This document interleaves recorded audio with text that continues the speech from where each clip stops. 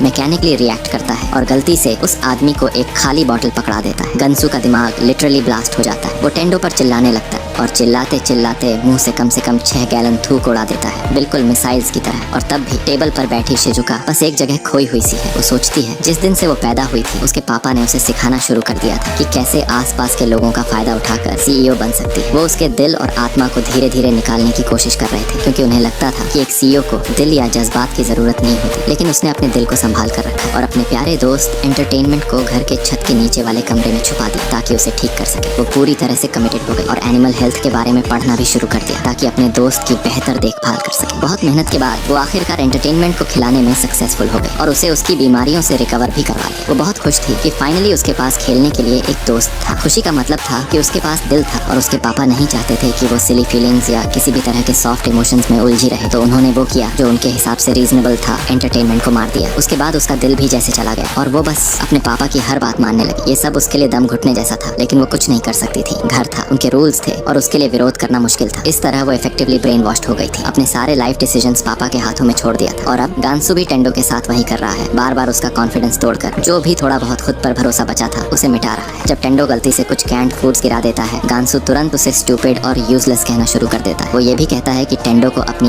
Value दिखाने के लिए और ज्यादा मेहनत करनी पड़ेगी ताकि वो अपनी गलती का कुछ तो भरपाई कर सके। टेंडो हल्के से बोलने की कोशिश करता है, लेकिन गांसू फिर से उस पर चिल्लाता है और इस बार टेंडो अंदर से पूरी तरह टूट चुका होता है। अपने तरीकों को काम करता देखकर गांसू के चेहरे पर एक छोटी सी घिन भरी स्माइल आ जाती है। वो अपने प्लान के फाइनल स्टेज में एंटर करता है, दिमाग से खेलना। वो अब एक काइंड समझदार इंसान बनने का नाटक करता है ताकि टेंडो उस पर भरोसा करे। कहता है मैं ये सब सिर्फ तुम्हारी भलाई के लिए कर रहा हूँ। वो चाहता है कि टेंडो हमेशा के लिए वहीं रहे और वही काम करता रहे और कहता है बाहर की दुनिया बहुत खतरनाक है, कब कोई ज़ॉम्बी तुम्हें चबा जाए कोई भरोसा नहीं। तो चॉइस सिंपल है, सेफ कंपाउंड में रहो और गांसू के अंडर काम करो या बाहर जाकर अकेला अपोकलिप्स का सामना करो। लेकिन पर्सनली मैं हर दिन ज़ॉम्बीज से लड़ना पसंद करूंगा, उस वॉकिंग ट्रैश बैग के नीचे काम करने के बजाय। लेकिन टेंडो इतने दिनों तक गांसू की आवाज सुन सुनकर उसके काफी ब्रेन सेल्स जा चुके हैं। अब सही और गलत का फर्क समझना मुश्किल हो गया है और वो धीरे धीरे उसकी बातों के झांसे में आ जाता है। अंधेरा होने लगता है और टेंडो अभी भी बाहर ज़ॉम्बी की तरह काम कर रहा होता है। शिजुका कैंपर में रिलैक्स कर रही होती है जब उसकी नजर पड़ती है टेंडो के बनाए हुए बकेट लिस्ट पर। वो लिस्ट पढ़ती है और उस पे लिखे एक सपने को देखकर वो मुस्कान रोक नहीं पाती और चुपके से उस लिस्ट में एक और आइटम ऐड कर देती है। अगले दिन कुछ लोग सप्लाई रन पर जाते हैं। ब्रेक के वक्त उनमें से एक बंदा कंप्लेन करता है, गंसू लीडर तो है पर असली काम तो कभी करता ही नहीं। लेकिन दूसरा बंदा तो खुश है, कहता है कम से कम मेरे साथ टेंडो जैसा बर्ताव तो नहीं हो रहा। तभी वो उस छोटे बंदे पर चिल्लाकर कहता है जल्दी ट्रक का दरवाजा बंद करो इससे पहले कि ज़ॉम्बीज अंदर घुस आएं। और देर हो चुकी होती है, एक जंबी तो पहले ही ट्रक में घुस चुका होता है। इसी बीच कंपाउंड में शिजुका और केंचो सब कुछ पैक कर चुके होते हैं जैसे पहले डिसाइड हुआ था, निकलने के लिए तैयार। लेकिन तभी टेंडो बाहर आता है और कहता है मैं यहीं रुकूंगा, अब से मैं चीफ के लिए ही काम करूंगा। केंचो को विश्वास ही नहीं होता। वो सोचता है ये तो पक्का कोई मजाक कर रहा होगा, लेकिन टेंडो बिल्कुल सीरियस होता है। उसका दिमाग पूरी तरह से मैनिपुलेट किया गया है। अब उसे लगने लगा है कि वो एक डम अगली इडियट है जो बाहर 1 मिनट भी सरवाइव नहीं कर सकता। और जिस तरह वो बोल रहा है जैसे उसका दिमाग अब किसी और के रिमोट से चल रहा हो। शिजुका बिना एक शब्द कहे चल पड़ती है। वो तैयार है टेंडो को पीछे छोड़ने के लिए अगर वो उनके साथ नहीं आएगा। लेकिन टेंडो अभी भी बोलता जा रहा है मुझे चीफ गंसू के एहसान का बदला चुकाना है। उसने मेरे लिए जो कुछ किया है मैं उसकी मेहरबानी का कर्ज उतारना चाहता हूँ। और अब उसके पास सिर्फ एक ही ऑप्शन बचा है, यहीं रहना और गंसू के हर हुक्म पर हाँ में हाँ मिलाते रहना। शिजुका जाने से पहले एक बार रुक जाती है। उसके दिमाग में अचानक फ्लैश होता है उसका बचपन, उसके पिता, उसका प्यारा एंटरटेनमेंट। और तभी उसे टेंडो में अपना पुराना वर्जन दिखाई देता है, वो वर्जन जो ब्लाइंडली कमांड्स फॉलो करता था। लेकिन अब वो तय कर चुकी है वो उस वर्जन को कभी जिंदा नहीं होने देगी। तो वो टेंडो को वो वेकअप कॉल देती है जिसकी उसे डेस्परेटली जरूरत थी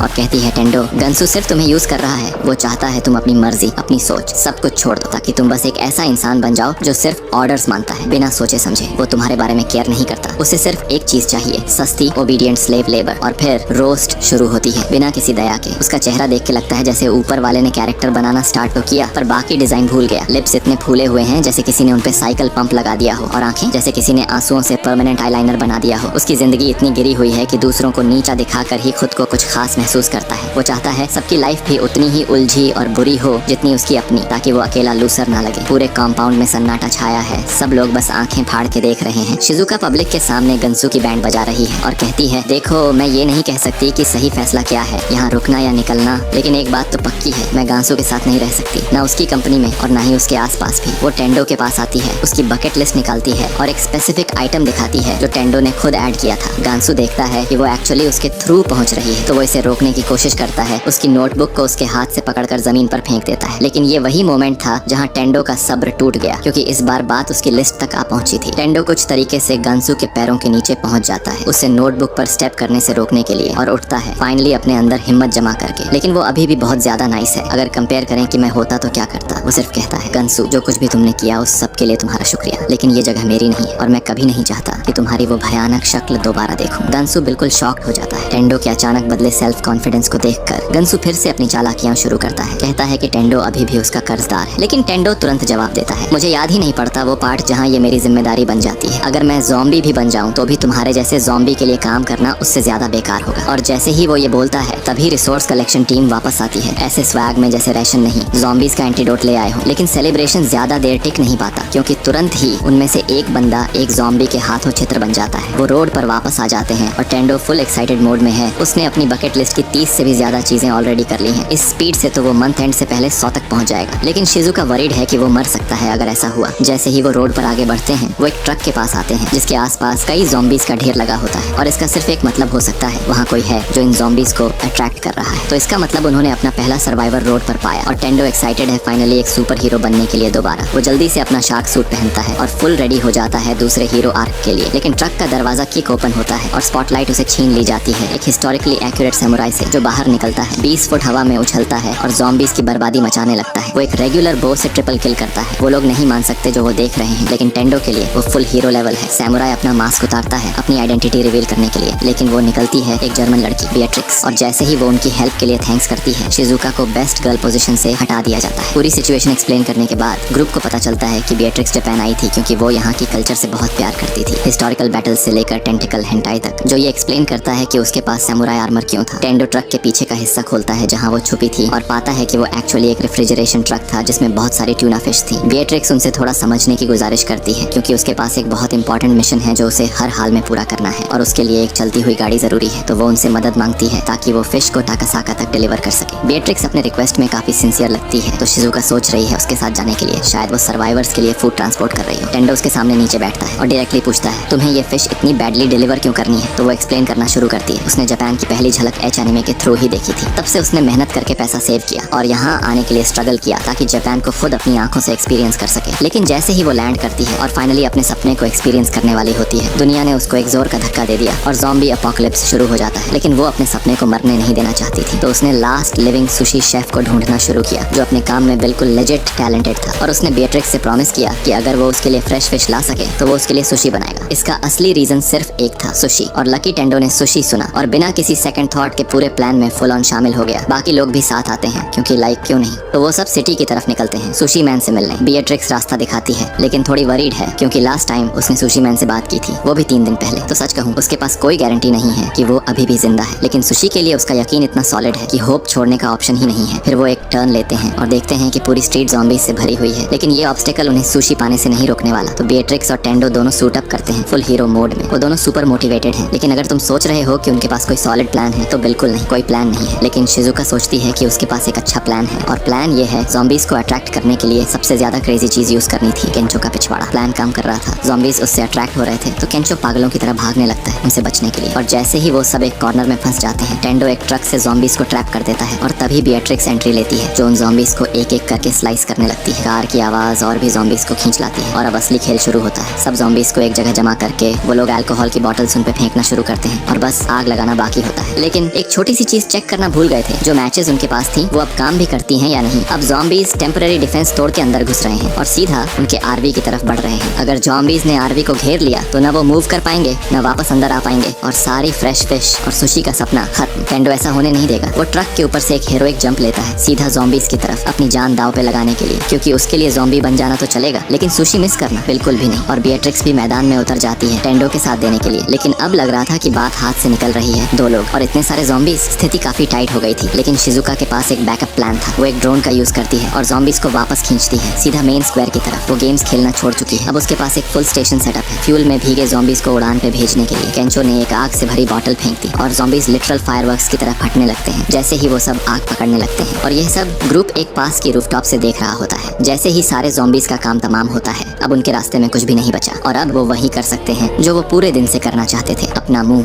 फिश मीट से भरना। सुशी शेफ ओरिजिनली गन्मा से था, लेकिन उसने पिछले 30 साल सिर्फ एक चीज में लगा दिए, अपनी फिश सर्व करने की कला को परफेक्ट बनाने में। तो जब उसने देखा कि अभी भी लोग हैं जो उसका सुशी खाना चाहते हैं तो उसका दिल खुशी से भर गया। बाकी लोग तो ऑलरेडी खाना शुरू कर चुके थे, लेकिन बेट्रिक्स अभी भी अपना पहला बाइट लेने में हेजिटेंट थी। वो सुशी उठाती है, सोया सॉस में हल्का सा डिप करती है और जैसे ही पहला बाइट लेती है उसकी आंखों से आंसू निकल जाते हैं। ये देखकर सुशी मैन भी रो पड़ता है। ये मोमेंट बस इसी के लिए था। वो थका देने वाले हफ्तों तक काम करना, अपनी बेटी की शादी मिस करना, अपनी बीवी के फ्यूनरल में न जाना, सब कुछ सिर्फ इस एक मोमेंट के लिए था। और हाँ, मैं मजाक नहीं कर रहा, उसने खुद ऐसा बोला। शायद उस मोमेंट में उसे यह एहसास हो गया था कि अपने काम के चक्कर में वो अपनी जिंदगी को कितना उदासी भरा बना चुका था। और तभी वो अनाउंस करता है, अब जबकि यहाँ कोई जिंदा कस्टमर दोबारा नहीं आने वाला तो आज रात में स्टोर की सारी बियर्स खत्म करूंगा। अगले दिन गैंग वापस रोड पर होती है, लेकिन इस बार राइड काफी अनकंफर्टेबल है क्योंकि गर्मी की लहर ने लिटरली उनकी बैंड बजा दी है। अंदर बेट्रिक्स हीट के बारे में कंप्लेन करती जा रही है। ग्रुप ने कई दिनों से एक भी प्रॉपर शावर नहीं लिया, तो ऑब्वियस है सबकी स्मेल अब इस लेवल की है कि ज़ॉम्बीज़ भी पास आने से पहले 2 बार सोचें। तो हाँ, ये होने वाला है एक क्लासिक बाथ एपिसोड। वो सब आराम से अपने बाथ आउटफिट्स में चेंज करते हैं और बेट्रिक्स एक बार फिर अपनी खूबसूरती की ताकत से सबका ध्यान खींच लेती है। अपने जापान के लिए बेपनाह प्यार की वजह से बेट्रिक्स को हॉट स्प्रिंग्स के बारे में काफी अच्छी नॉलेज है, लेकिन ऑनेस्टली किसी ने ढंग से उसकी बात भी नहीं सुनी, बस आखिरी लाइन को छोड़ के। ईडो के जमाने में लोग कहते थे ये हर बीमारी का इलाज है, सिर्फ मोहब्बत में डूबे बेवकूफों के लिए नहीं। तो बात तो सीधी है, ये सब टेंडो के काम नहीं आने वाला, क्योंकि बंदा अभी भी शिजुका के लिए पूरी तरह लट्टू है। वो थोड़ी सी लाइन मारने की कोशिश करता है और बात को हल्का सा रोमांटिक मोड़ देना चाहता है, लेकिन शिजुका बिल्कुल शांत और समझदार बनी रहती है। वो साफ कह देती है प्यार वार बेकार की बातें हैं, और बात करते करते शिजुका टेंडो को इनडायरेक्टली ब्रोक भी कह जाती है। थोड़ी देर बाद टेंडो और केंचो मेंस बाथ में कूद जाते हैं। शिजुका उन्हें देखकर थोड़ी एक्साइटेड हो जाती है और डिसाइड करती है कि अब वो भी विमेंस बाथ की तरफ जाएगी, लेकिन बेट्रिक्स वापस आती है कहते हुए वहाँ हॉट वाटर नहीं है, लगता है उस सेक्शन का पंप टूट गया है। ये सुनते ही दोनों सोच विचार वाले मोड में चले जाते हैं और बिल्कुल सीरियस टोन में कहते हैं, हालात देखकर तो लगता है कोई दूसरा ऑप्शन बचा ही नहीं, लेकिन गलत मत समझना, हमें इसमें कोई एक्साइटमेंट नहीं हो रही। तो ठीक है, अब आ जाओ, ज्वाइन कर लो हमें। लेकिन शिजुका उनके इरादे समझ गई थी, इसलिए उसने तुरंत मना कर दिया। फिर भी उनकी बातें बेट्रिक्स के दिल तक पहुंच गई और वो बिना झिझक उनके साथ बात लेने के लिए तैयार हो गई। और ये देखकर दोनों लिटरली रो पड़ते हैं। लेकिन बेट्रिक्स के अंदर आने से पहले टेंडो और केंचो पीछे मुड़ के देखते हैं कि बाथ एरिया एक्चुअली नंगे ज़ॉम्बी आदमियों से भरा हुआ था, तो सबको जल्दी भागना पड़ा। वो भाग के बच गए थे और खुशकिस्मती से कोई माउंटेन क्लाइंबर ज़ॉम्बीज वहाँ नजर नहीं आए, इसलिए अब वो थोड़े सेफ थे। पर सेफ होने का क्या फायदा जब वो लोग हॉट स्प्रिंग्स का मजा भी नहीं ले पाए। सब अपनी बदकिस्मती पे रो रहे थे, लेकिन थकान के मारे जल्दी ही सो गए। रात के बीच टेंडो की आंख खुलती है, प्यास लगी होती है तो जंगल में कुछ खाने पीने का ढूंढने निकल पड़ता है, लेकिन उसे मिलता है कुछ और भी अनएक्सपेक्टेड, एक नेचुरल हॉट स्प्रिंग जो पहाड़ों के बीच सुकून और शांति में बसा होता है। वो ज्यादा सोचे बिना अपने सारे कपड़े उतारता है और पानी में जाके डूब जाता है पूरे रिलैक्सेशन मोड में। जैसे ही वो पानी में आराम से चिल कर रहा होता है, अचानक किसी से टकरा जाता है और उसके होश उड़ जाते हैं जब वो देखता है कि शिजुका भी उसी हॉट स्प्रिंग में बिना कपड़ों के ऑलरेडी एंजॉय कर रही होती है। एक सपने जैसा लम्हा, लेकिन टेंडो के दिल की हलचल अब भी शांत नहीं होती। वो तुरंत सिचुएशन के लिए माफी मांगता है, जिसके ऊपर शिजुका हल्की सी स्माइल के साथ कहती है कोई बात नहीं, लेकिन उसके टोन से क्लियरली लगता है कि टेंडो को तुरंत निकलना चाहिए। लेकिन टेंडो बात पलट देता है, नहीं, मुझे इनमें से किसी एक मोमेंट में पूरा दिन बिताना था और मैं इस मौके को मिस करने से पहले मर जाना पसंद करूंगा। एक थोड़ी ऑकवर्ड साइलेंस के बाद शिजुका हल्का सा सॉफ्ट हो जाती है। वो टेंडो से माफी मांगती है अपनी थोड़ी सी सख्त सोच के लिए कि रिलेशनशिप कैसे चलती है और क्यों उसने हर बार उसे दूर रखने की कोशिश की। बचपन से शिजुका को सिखाया गया था कि दुनिया में 2 तरह के लोग होते हैं, एक जो हमेशा सही होते हैं और दूसरे जो इतने पावरफुल होते हैं कि खुद को सही बना लेते हैं। उसके पापा का एक ही रूल था, अपनी पोजीशन कभी मत खोना और लड़ते रहो जब तक सामने वाला हार ना मान ले। और उस एक पल के लिए शिजुका अपनी पुरानी आदतों में वापस चली जाती है और खुल के कहने की हिम्मत नहीं कर पाती जो वो सच में कहना चाहती थी। टेंडो सॉफ्टली पॉइंट करता है कि शिजुका पहली बार अपने इमोशंस के साथ ऑनेस्ट लग रही है। शिजुका को तुरंत समझ आता है कि वो सही कह रहा है और वो कह देती है कि उसे ऐसा पार्टनर चाहिए जिसके साथ वो खुलकर बात कर सके। लेकिन अगले ही पल उसके चेहरे का रंग थोड़ा बदल जाता है, क्योंकि उसे समझ में आता है कि उसने टेंडो के लिए अपने दिल का रास्ता खुद ही खोल दिया। टेंडो हल्का सा मुस्कुराता है और मजाक में पूछता है, तो तुम वाकई वही कहना चाहती हो जो मैं सोच रहा हूँ? शिजुका अभी जवाब देने ही वाली होती है कि तभी केंचो और बेट्रिक्स वहाँ आ जाते हैं। उन्हें देख के तुरंत लगता है कि यह दोनों उनके बिना ही मजे ले रहे थे। बिना सोच समझे दोनों तुरंत कपड़े उतारते हैं और फुल स्पीड में हॉट स्प्रिंग में जंप मार देते हैं। उसके बाद सब गनमा की तरफ निकल पड़ते हैं। बेट्रिक्स टेंडो के मॉम डैड की सेफ्टी को लेकर थोड़ी चिंतित होती है, लेकिन टेंडो कॉन्फिडेंटली कहता है ज़ॉम्बी अपोकलिप्स से तो वो कभी नहीं हारेंगे, घुटनों के दर्द से शायद, लेकिन ज़ॉम्बीज उनका कुछ भी नहीं बिगाड़ सकते, ये तो पक्का है। अगर वो अभी भी जिंदा है तो केंचो सोचता है कि उसे उनसे मिलने का कोई तरीका ढूंढना चाहिए और उसके दिमाग में पहला ख्याल आता है, मैं नंगा हो जाता हूँ। और ये सुनते ही टेंडो तुरंत आरवी को फुल स्पीड में भगा देता है। फिर शिजुका हल्की मुस्कुराहट के साथ पूछती है, क्या तुम थोड़े नर्वस हो? क्योंकि आखिरी बार उसकी मुलाकात उनसे 3 साल पहले हुई थी, जबकि वो खुद को नर्वस फील नहीं कर रहा होता। उसके मन में लगता है कि डैड से बात करना थोड़ा अजीब होगा, क्योंकि पिछली बार उन्होंने बड़े अजीब से अंदाज में अलविदा कहा था। लेकिन उसकी सोच वहीं रुक जाती है जब बेट्रिक्स अचानक जोर से चिल्लाती है रोड पर एक रुकावट होने के बारे में। टेंडो तुरंत आरवी रोकता उठता है और बाहर जाकर रोड ब्लॉक को चेक करता है। जैसे ही वो उसके करीब जाता है उसे पता चलता है कि सुरंग के अंदर सैकड़ों ज़ॉम्बीज भरे हुए हैं। उसका गांव सुरंग के दूसरी तरफ था, इसलिए सबको चिंता होने लगती है कि कहीं उनके साथ कुछ हो ना गया। लेकिन टेंडो ध्यान से ज़ॉम्बीज के चेहरे देख के अपने आप को तसल्ली देता है, क्योंकि उसे अपने गांव का कोई पहचाना हुआ चेहरा नजर नहीं आता। तो अभी भी उसके दिल में विश्वास है कि उसका गांव सेफ है, क्योंकि वो सुरंग से नहीं गुजर सकते। उनके पास सिर्फ एक ही रास्ता बचा है, आरवी छोड़कर जंगल के रास्ते पहाड़ों के चारों तरफ से होते हुए गांव तक पहुंचना। हालांकि टेंडो के पास अभी तक कोई ठोस सबूत नहीं है कि ज़ॉम्बीज ने उसके गांव पर कब्जा कर लिया है, फिर भी उसके मन में उनके जिंदा होने को लेकर शक जग गया है। लेकिन शिजुका एक जरूरी बात बताती है कि सुरंग के दूसरे किनारे को भी सील कर दिया गया था। इसका मतलब ये हो सकता है कि गांव के लोगों ने शहर से आ रहे ज़ॉम्बीज को सुरंग में ही फंसाकर अपनी सेफ्टी का एक तरीका ढूंढ लिया हो। और तभी उनके पीछे से एक जोर से चिल्लाने की आवाज सुनते और देखते हैं एक आदमी उनकी तरफ पागल की तरह भागता आ रहा है। लेकिन असली मसला ये नहीं है, मसला है ज़ॉम्बीफाइड सुअर जो उसका पीछा कर रहा होता है। बीट्रिक्स तुरंत एक्शन लेती है और सुअर की उबलती आंखों के बीच एक तीर घुसा देती है। कुमानो उनकी मदद के लिए उन्हें थैंक्स बोलता है और टेंडो पूछता है तुम यहाँ पहली जगह में आई ही क्यों? वो कहता है कि उसके पास कोई चॉइस ही नहीं थी, शहरों पर ज़ॉम्बीज का कब्जा हो चुका था, तो वो इस पूरे मेस से बचने के लिए यहाँ आ गया। बाकी लोग भी उसकी बात से सहमत होते हैं, लेकिन जंगल में अकेले रहना कोई समझदारी वाली बात नहीं लगती। पर चिंता मत कर, ये आदमी माइनक्राफ्ट स्टीव की तरह है और उसकी तरह बना भी सकता है। वो एक मास्टर कारपेंटर है, अगर उसके पास घर नहीं है तो वो खुद के लिए एक घर खड़ा कर सकता है। और टेंडो वो भी इस एक्शन में शामिल होना चाहता है, क्योंकि ये काम उसकी बकेट लिस्ट में था। वो कुमानो से कहता है कि शायद इसलिए वो इतनी जल्दी में था क्योंकि उसे अपना ट्री हाउस कंप्लीट करना था। तो वो लोग उसकी मदद करने लगते हैं। ये बात बिल्कुल इग्नोर कर दी जाती है कि टेंडो असल में अपने पेरेंट्स को देखने जा रहा था, देखने की कहीं वो ज़ॉम्बी शफल तो नहीं कर रहे। लेकिन क्लियरली ये काम उसे ज्यादा इंपॉर्टेंट लग रहा है। कुमानो उनकी मदद से खुश है और जैसे जैसे वो लोग बिल्ड करते हैं वो उन्हें कारपेंट्री के लेसन्स देना शुरू करता है। ट्री हाउस किस तरह का बनेगा ये उस ट्री पर निर्भर करता है, इसलिए सीखना पड़ता है कि ट्री से कैसे पूछना है। अगर ट्री मर गया तो आपका घर भी मर जाएगा, इसलिए आसपास जो भी हो रहा है हर छोटी बड़ी चीज का ध्यान रखना पड़ता है ताकि आप अपने ट्री को हेल्थी रख सको। टेंडो बताता है कि उसका हमेशा से एक सपना था एक ट्री हाउस बनाना। ये सुनकर कुमानो को अपने बेटे की याद आ जाती है, लेकिन जब टेंडो उसे उसके बारे में पूछता है